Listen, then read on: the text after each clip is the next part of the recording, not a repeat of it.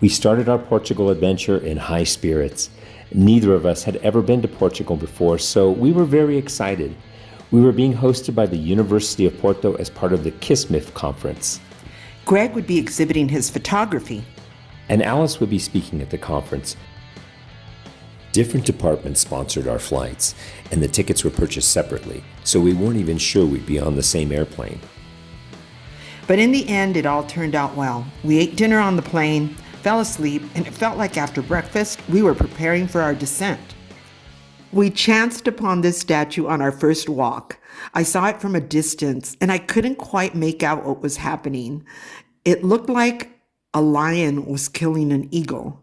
I immediately wondered what the story was behind this scene, so I asked Greg if we could walk over a little bit closer to take a look. We learned that the lion represents England, who fought alongside the Portuguese as they defended themselves against the forces of Napoleon. The eagle represents a defeated France. The monument is dedicated to the heroes of the Peninsular War. There are dramatic battle scenes encircling this monument. The fierce woman at the front is Vittoria, a name which stands for victory, looking determined and ferocious as she leads the Portuguese and English soldiers onward. Hi, I'm Alice. And I'm Greg. And it's our first day in Porto. And the first place we wanted to come is to visit the dead people. We're here at Cementerio Agramonte. It's a beautiful cemetery. I hope you'll come and check it out with us. One of my favorite things to do as a teen was to visit the cemeteries that were a short walk from my house in East LA. I always found the atmosphere at cemeteries calm and relaxing. I still do. I particularly enjoy tombstones that include photographs or drawings of the dearly departed. So when we noticed that our hotel was very close to an old cemetery, we immediately put a visit on our to-do list. Agramonte Cemetery was built in 1855 to hold the many victims of the widespread cholera morbus epidemic. It is a well-maintained cemetery. It's open to the public, and it made a lovely morning walk for us. Although it was built out of necessity with a focus on housing bodies rather than enshrining them, as time passed, more elaborate graves, monuments, and statues began to spring up, and the cemetery blossomed into a thing of beauty.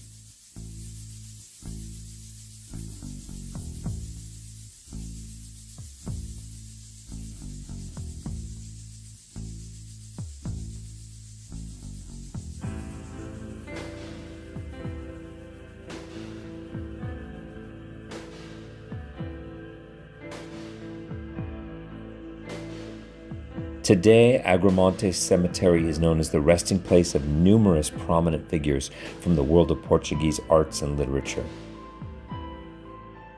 This cemetery is wonderful. For us, we're going to come back because it's really hot walking around. Alice said it was her favorite cemetery she'd ever been to anywhere in the world, which is saying something, but it is very hot. So we're going to try and stay in the shade. Our next stop and is... it's not even noon yet. Oh no, it's hot here right now. Our next stop is...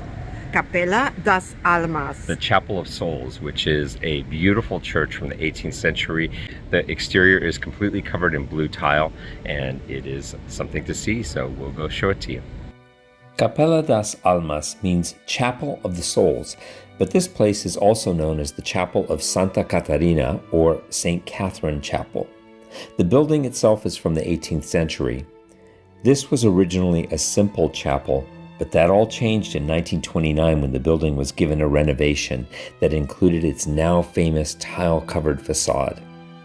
The tiles, or azulejos, depict scenes from the lives of Saint Francis of Assisi and Saint Catherine, or Santa Catarina, as she is known in Portuguese. Today, the exterior of Capela das Almas is covered with over 15,000 tiles. It is visually stunning and not to be missed. The interior is neoclassical, and parishioners who are not worshiping at the pews can be found trying to set the church on fire with votive candles.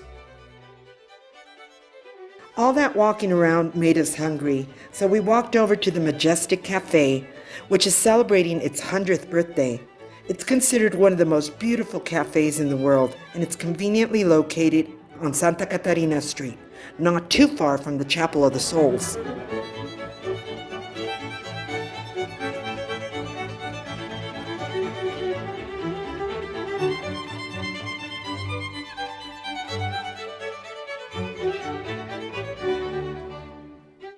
here at the Majestic Cafe and we're going to try the traditional Francesinha sandwich, but everyone who's had it complains that it's too rich and it's too big. So Greg and I had it split and it looks like just the right amount for us.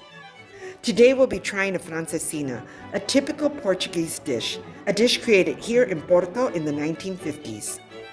It's over the top.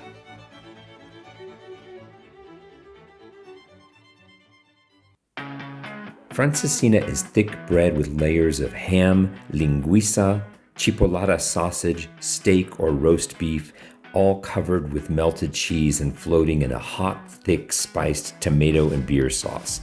You can also add a fried egg on top.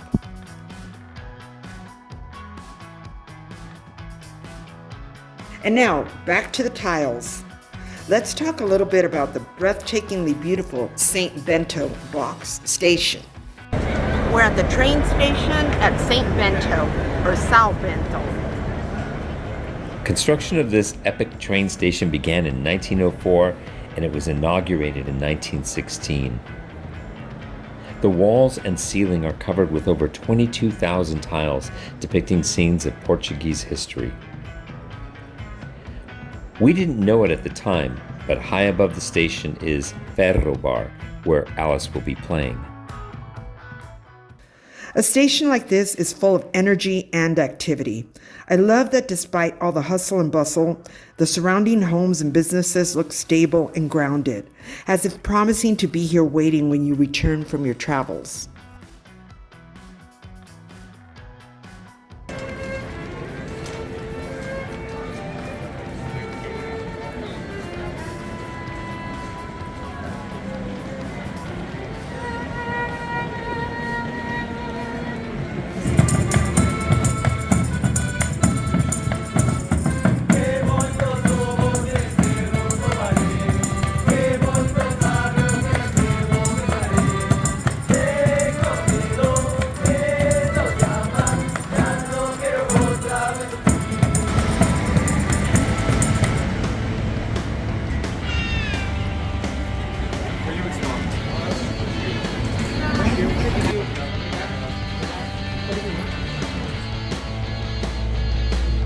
The copo de chocolate, and it's got a ginger liqueur inside.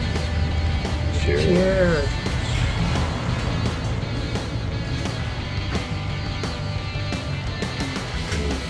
Delicious. It's really good.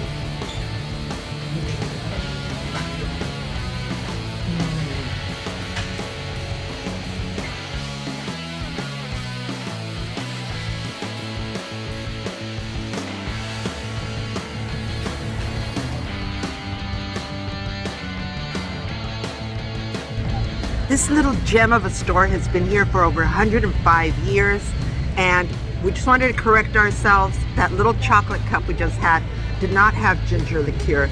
It is Ginja, which is a type of cherry liqueur. Which is why it tasted so sweet. But I'm glad you asked. Yes, very good. You should try it.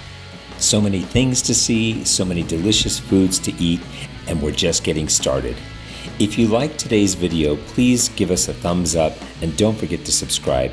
Click that notification bell so you'll be notified when we upload our next video, which will be next Thursday.